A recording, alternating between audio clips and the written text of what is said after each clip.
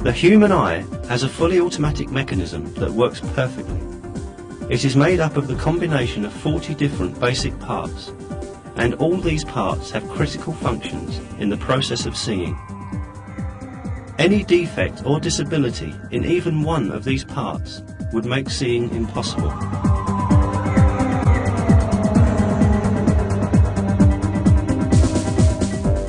The transparent layer in the front part of the eye is cornea.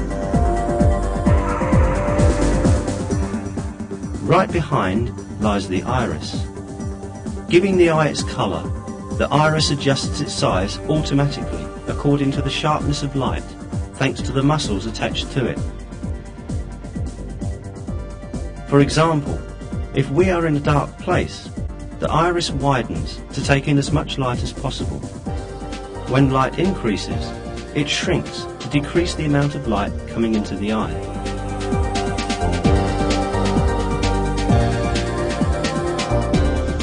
The automatic adjustment system in the iris works like this.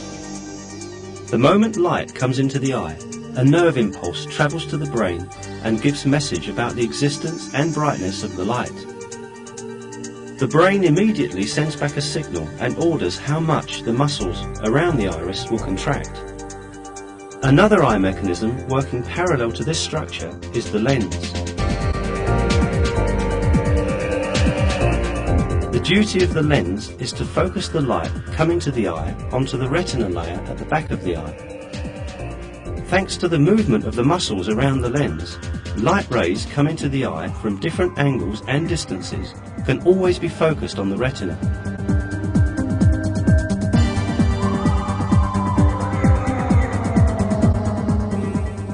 All the systems we have mentioned are far smaller, yet far more superior to the mechanical devices designed by the use of the latest technology in order to imitate the eye.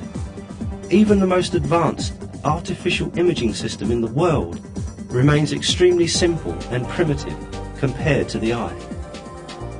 When we think of the effort and knowledge that has been put into developing these artificial imaging systems, we can understand with what a superior creation the eye is made.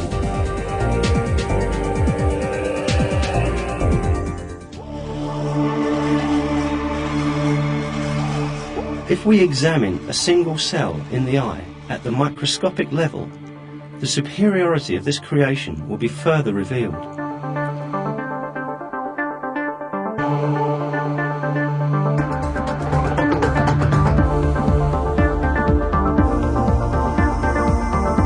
Let us suppose that we look at a crystal bowl full of fruit. The light rays coming from this bowl to our eye pass through the cornea and iris and are focused on the retina by the lens. So, what happens in the retina so that the retinal cells can perceive light? When light particles, also called photons, strike the cells in the retina, they produce a cascading effect like a row of dominoes carefully arranged one after the other. The first of these dominoes in the retinal cells is a molecule called 11-cis retinol. When a photon of light interacts with it, this molecule changes shape.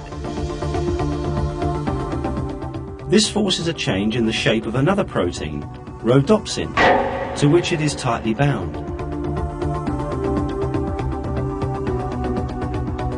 Now, rhodopsin takes such a form that it can stick to another protein called transducin, which was already present in the cell, but with which it could not interact before due to its shape's incompatibility. After this union, another molecule called GDP also joins in this group.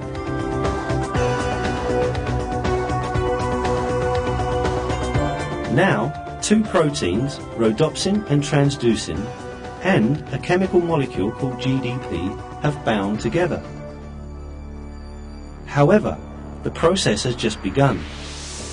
The compound called GDP now has the proper form to bind to another protein called phosphodiesterase, which always exists in the cell.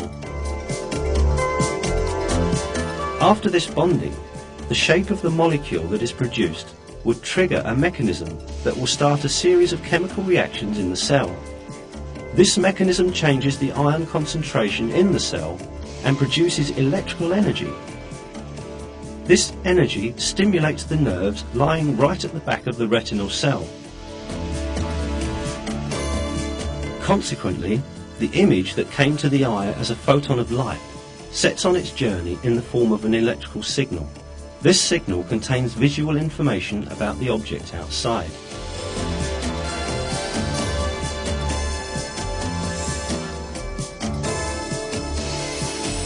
In order for seeing to take place, the electrical signals produced in the retinal cell have to be transmitted to the centre of vision in the brain. Nerve cells, however, are not directly connected to one another. There is a tiny gap between their junction points. How then does the electrical stimulus continue on its way? At this point, another set of complex operations takes place. The electrical energy is transformed into chemical energy without any loss of the information being carried, and in this way the information is transmitted from one nerve to the next.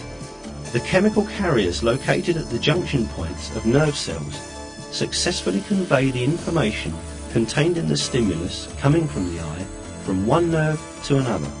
When transferred to the next nerve, the stimulus is again converted into electrical signal and continues its way until it reaches another junction point.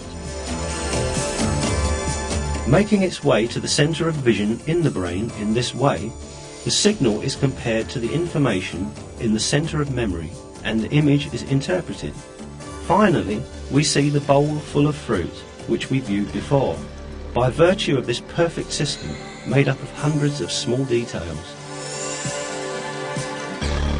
And all these amazing operations take place in a fraction of a second.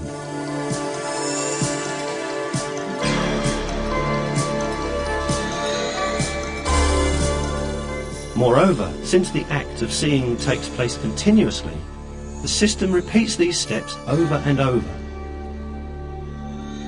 For example, the molecules playing a part in the chain reaction in the eye are restored to their original state every time, and the reaction starts all over again.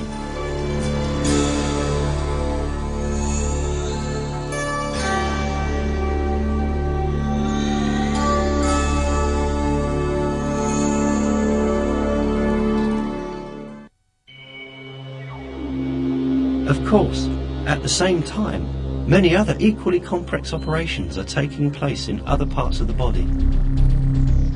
We may simultaneously hear the sound of the image we are viewing. And depending on circumstances, we may sense its odour and taste and feel its touch.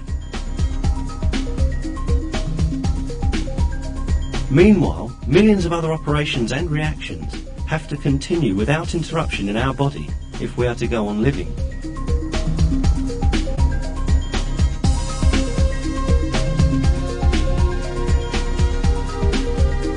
The primitive science of Darwin's day knew about none of this.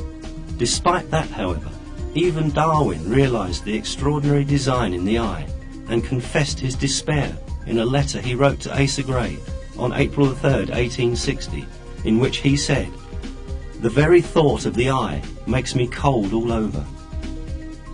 The biochemical properties of the eye that have been discovered by modern science dealt a greater blow to Darwinism than Darwin could ever have imagined.